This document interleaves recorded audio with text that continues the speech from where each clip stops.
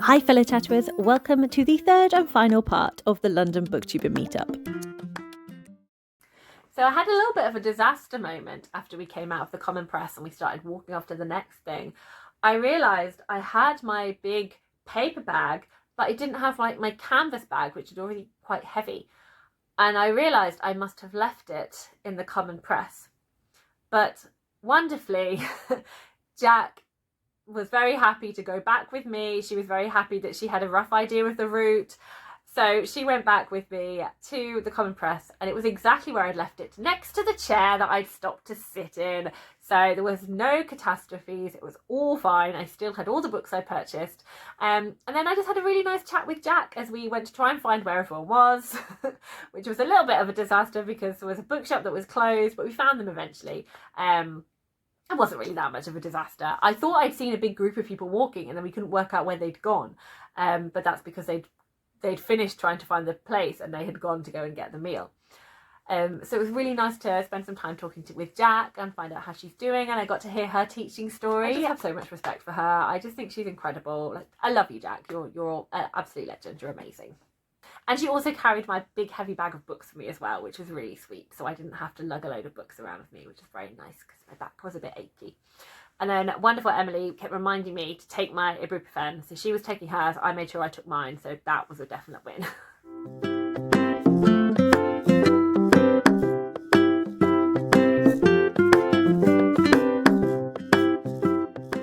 We went to Wahaca for lunch, which was so delicious. And what was really nice was that we got to go and sit downstairs and there was no one else there apart from us, so we didn't really feel like we were squashing anyone else. And it was just so nice to just sit down, hang out with everyone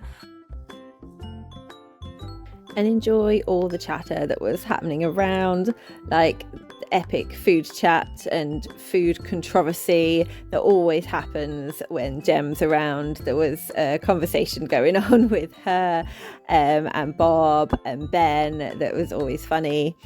Not everyone was able to join us for food. Eric left and Sarah did before. But most of us were able to sit down and just have a little break after all of the hard work of book shopping. I was sat in between Charlie and Alice, which was so much fun. I hadn't really got to speak to Alice up until that point, so it was really nice to like chat to her again. And I was sitting also close to Kristen and Katie, so it was really nice to talk to them. We obviously spoke about books and spoke about sort of like theatre and things as well, which was great. And the food was so exciting. It was definitely like Alice was saying, we were quite concerned about getting like food FOMO, like what if someone ordered something and then we liked what they had more than what we had. But didn't need to worry. I ordered an enchilada and it was so tasty. It was just really nice, and it came with like nice beans and things. Yeah, it was a really nice meal, and the staff were really friendly. And it was just nice just for sometimes like not even talking, just sitting and listening to other people's conversation and just kind of sitting in this glow of book lovery joy was just wonderful. There we go, we have food. There is food now. Food, there we go. Beautiful moment there with the food. Food, yummy, yes. Yeah, the food. Waiting for food. There we go with food. And Alice, where is your food? Oh, no food.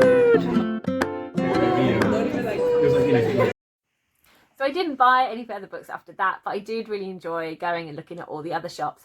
I didn't go into Hodge because I felt like it wasn't going to be sort of my type of books in there, and as much as it's nice to go and look around a bookshop anyway, I felt that so many of the other booktubers in there, it was their theme, it was very much their style of books. So, and it was so tiny, and I already felt we'd overwhelmed a little bit, so I was quite happy to stay outside and let everyone else who hadn't bought as many books yet go in and enjoy themselves.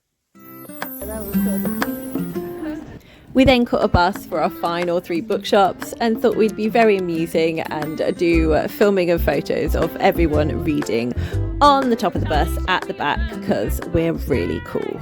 Alice, have you got a book out? No.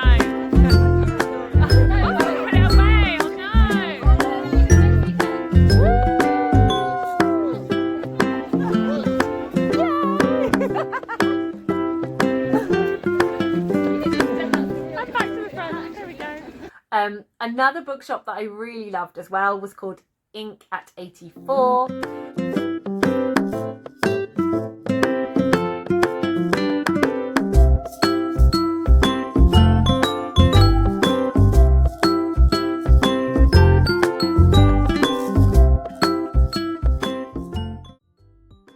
And this one again, I think it says a lot of what do I look for in a bookshop.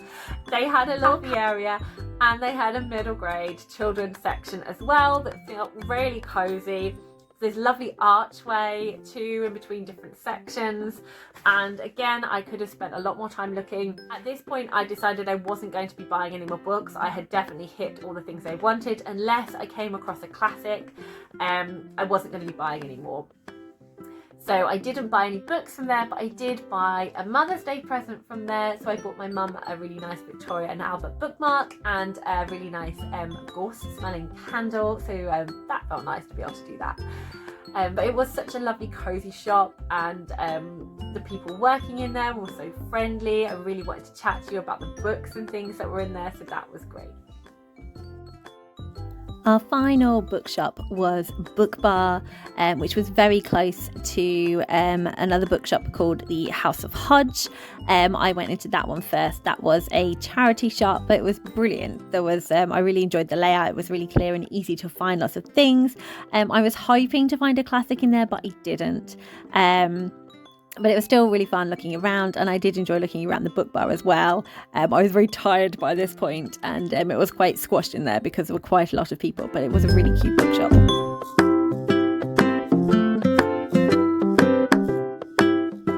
I went back to the train station with Emily, Charlie and Jen, and as we were approaching the station we found a charity shop. So we thought, well, why not just pop in and see if there were any books, and Jen did find one she wanted to buy, so that was awesome.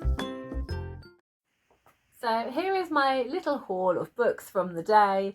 In terms of did I manage to complete my my genres? Didn't find the classic, but that's fine. Obviously very excited about Wahaca, so that hit the hyped vibe. Kingdom of Copper hit the series one.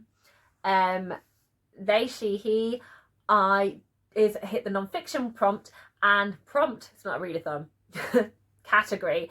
And also I've never heard of this, so that hit the unknown one as well.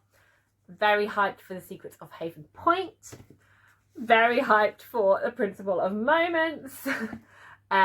Very excited by The Stormkeeper's Island, which is a freebie, and I had never heard of the Woodcutter and the Snow Prince before, so I got 2 in the category of not having heard of, my 1 non-fiction, and then I got 1 series 1 and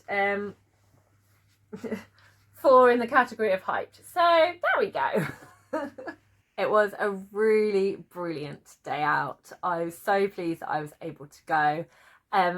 I definitely recommend trying to get together with booktubers that are local to you. It's just so fun to meet other people face to face and be able to have a lovely day talking about books with them. Thank you so much for Katie for organising this. It was such a fun day.